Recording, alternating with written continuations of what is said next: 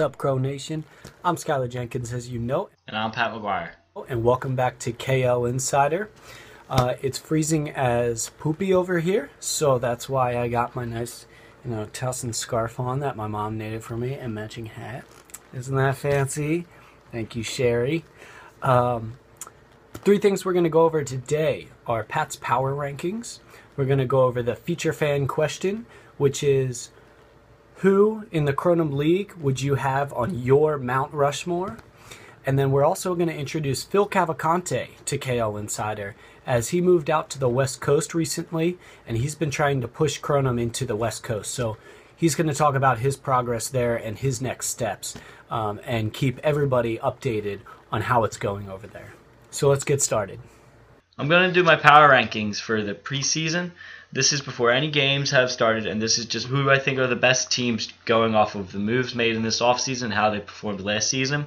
At number 7, I have the workhorses. No Phil Cavalcante, no Mike Small. It's a very young team with a young captain that have a lot to prove. They have to show me how they can play as a team, build that chemistry where all the other teams already have that chemistry.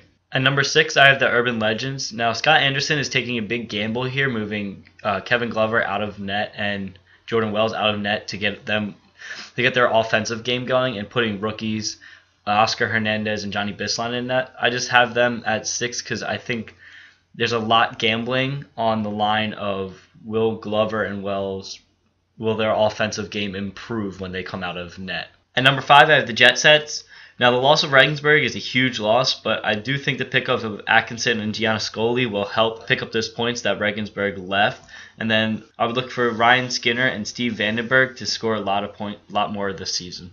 At number 4, I have the Throwbacks. Now, they traded away some key defensive players, and they picked up a lot of offense with Mike Small, Joe Moroso, and Matt Sola. So it will be interesting to see how they incorporate into the Throwback system. At number 3, I have the Evergreens. The Evergreens I would have put ahead at the number 2 spot, but the loss of Kevin Hammond, even though he never played a pro league game, I still think is a huge loss for this team, because I really do think he could have been a great player.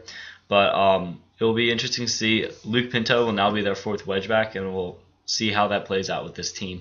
At number 2, I have the Nimblejacks. This is the same team that comes in and year out, so they showed that they are one of the best teams over the past 4 seasons. So it will just be a matter of, can they keep it up? Can the Jacks keep going at the pace they keep going, or will eventually they slow down and this team will have to revamp itself? At number 1, I have the Night Owls. They are the current champs, and I'm not just picking them because they are the current champs.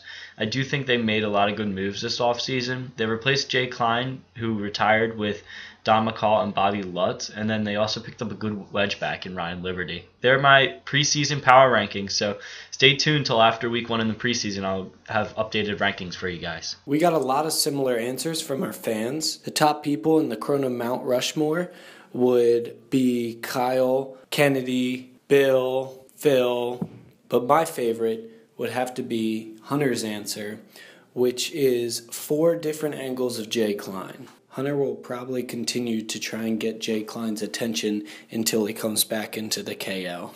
I would have to choose Phil Cavalcante, Kyle McGrath, Scott Kennedy, and then the man himself, Bill Gibson. All right, guys, so that's it for this week. Remember to follow us on Facebook, Instagram, and Twitter, and subscribe to our YouTube channel so you don't miss an episode. Be sure to stay warm. I'm Skylar Jenkins. And I'm Pat McGuire. And we'll see you around.